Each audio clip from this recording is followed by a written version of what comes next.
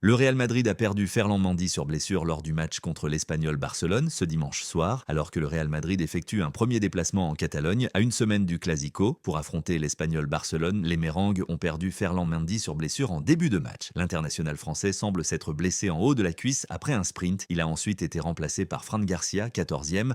Une mauvaise nouvelle pour le latéral gauche, pas épargné par les blessures ces derniers mois, la Coupe du Monde semble encore plus s'éloigner. Passons au discours laissé ce samedi 2 mai 2026. José Mourinho a personnellement démenti tout contact avec le Real Madrid lors d'une conférence de presse à Lisbonne, affirmant qu'il lui restait encore un an de contrat avec le Benfica. Pendant ce temps, le président Rui Costa accélère les discussions pour proposer à l'entraîneur une prolongation qui neutraliserait la clause libératoire de 3 millions d'euros inscrite dans son bail, activable dans les semaines à venir. La saga Mourinho-Real Madrid s'écrit désormais à chaque ligne éditoriale en Europe. Depuis plusieurs jours, la presse espagnole présente le technicien de 63 ans comme le candidat numéro 1 du président Florentino Pérez pour prendre les rênes des Mérengues la saison prochaine. L'élément déclencheur, l'existence d'une clause libératoire de seulement 3 millions d'euros dans le contrat de Mourinho avec le Benfica, activable dans les 10 jours suivant la dernière journée du championnat portugais, soit au plus tard aux alentours de fin mai 2026. Face aux journalistes, Mourinho n'a laissé aucun doute sur sa position. Personne ne m'a contacté depuis le Real Madrid, je peux vous le garantir. L'entraîneur a ajouté « J'ai encore un an de contrat avec Benfica ». Ces déclarations, rapportées notamment par beIN Sports, interviennent alors que le technicien est unanimement présenté par les médias ibériques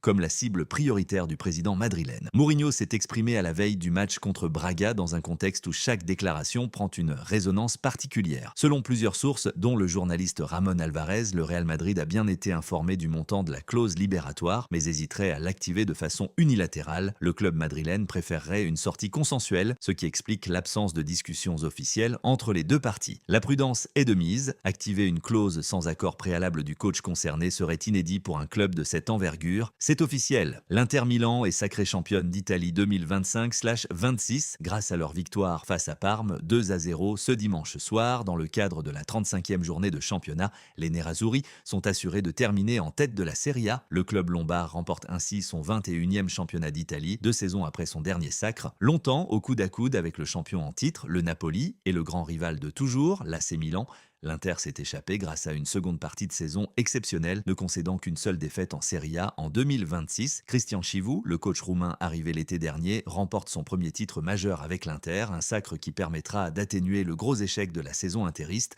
l'élimination en Ligue des Champions, lors des barrages face à la formation norvégienne.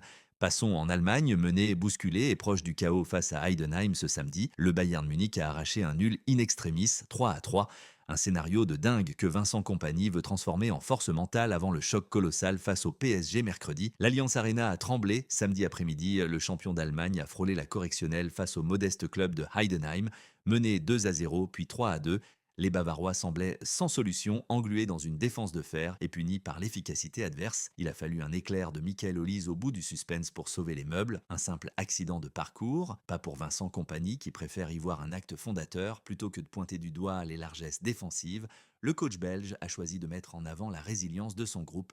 Pour lui, ce scénario presque catastrophe est une répétition générale idéale avant de retrouver le Paris Saint-Germain. C'était la mentalité, la foi en nous-mêmes, a martelé Kompany après la rencontre. Bien sûr, nous aurions pu faire beaucoup mieux, mais il ne faut pas oublier que les gars ont tout fait pour éviter la défaite. L'idée est simple, utiliser ce souffle de survie pour faire chuter les champions d'Europe en demi-finale, retour de Ligue des Champions. Pour Kompany, la tactique passera après le cœur. Nous devons emporter cela avec nous pour le prochain match. Tout le reste, ce sont des détails que nous devons améliorer. On arrive à la fin de cette vidéo. Si tu as aimé le contenu, pense à t'abonner à la chaîne, ça m'aide énormément à continuer à vous proposer des vidéos toujours plus intéressantes. Lâche un like si tu as appris quelque chose ou si la vidéo t'a plu et surtout, dis-moi en commentaire ce que tu en penses ou ce que tu veux voir dans la prochaine vidéo. Je lis tout, on se retrouve très vite pour une nouvelle vidéo.